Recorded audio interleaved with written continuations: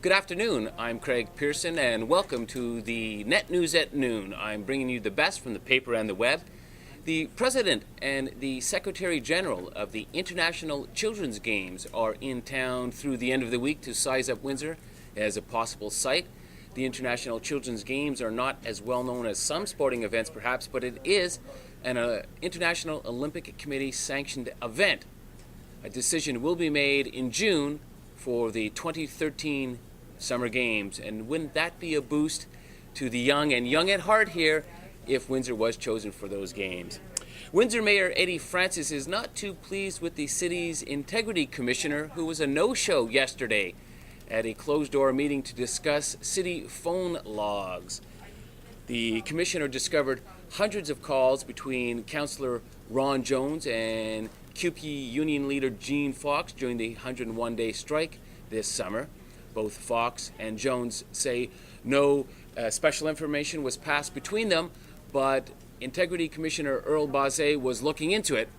Now who's looking into him? Well, we might be with some more information later. And if you want the scoop on poop, the Devonshire Mall has the exhibit for you. You can get the ins and outs of your colon by walking through a 40-foot giant colon on display at the mall till 9 p.m. tonight.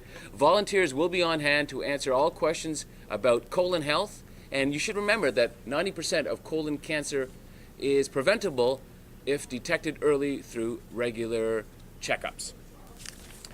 And as well, conflicting reports have surfaced about whether the Johnson Controls plant in Windsor will close.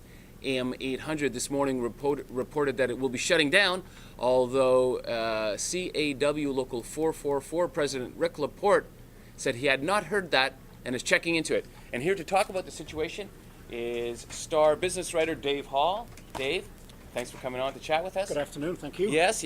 So what is the situation with this? You spoke to Rick Laporte this morning, I take it. Yeah, it seems fairly conflicting at the moment. Rick Laporte said this morning that he hasn't heard about any closure dates, any possibility of it closing. He hasn't met with either company, either Johnson Controls or Chrysler, for whom they supply headliners for the minivan plant. So at the moment it seems to be somewhat confusing. Rick anticipates meeting with both companies later this week, but so far he hasn't and doesn't really seem to know too much about it. What would it mean for Windsor if it did close? Well, it's 90 jobs out in Lakeshore, and under terms of the current collective agreement, which was only ratified last November, the two sides agreed that the company would continue its current contract with the workers, that it would find new work if this contract went away, or alternatively, if no new work was found, Chrysler would absorb the workers into its own workforce. So it seems as if there's a good possibility the workers will retain jobs somewhere, just that the plant may close. So you are hopeful that even if the plant was closing, that these people will still remain employed locally? Well, that seems to be what the collective agreement says, but those things are always based on business cases and who knows what might happen ultimately. But at the moment it seems as if the plant is going to remain open in the short run and that the workers may continue to have employment in the long run. Just to clarify, obviously there were some conflicting reports if it's closing down right now, but is it going to be closing at some point? It's hard to say whether it will close at some point. I mean, it's obviously not closed right now because that would shut down the minivan plant because they're the only people that supply headliners for the minivan plant. So when there was a possibility that Johnson Controls workers would go on strike last November, there was concerns about whether or not the minivan plant would end up closing, and ultimately it would, at least in the short run, if they didn't receive any headliners. And while we're on the topic of plants closing, I understand that you have some information in just this morning concerning Aradco and Aramco? Yeah, those are the two plants that closed abruptly last March, throwing about 80 workers out of their jobs, and it created some consternation. They were owed about $2.4 million in termination, severance, and vacation pay.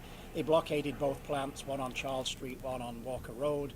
They occupied the one on Charles Street, and the company Chrysler came through with $400,000. In the meantime, they've been meeting with Catalina Corporation, which owns the two plants, and Comerica Bank, the company's largest creditor when it went bankrupt, and they've reached an agreement which the workers will vote on Friday morning. So it sounds like good news. Yeah, I don't know how much they'll get. They'll probably get a percentage on the dollar, as you always do in these situations, but it's more than they had 2 months ago. Well, at least that's good. Thanks so much for talking to us about that. You're welcome. That's all the time we have for today, but please click on by tomorrow when we will have some more Net News at noon.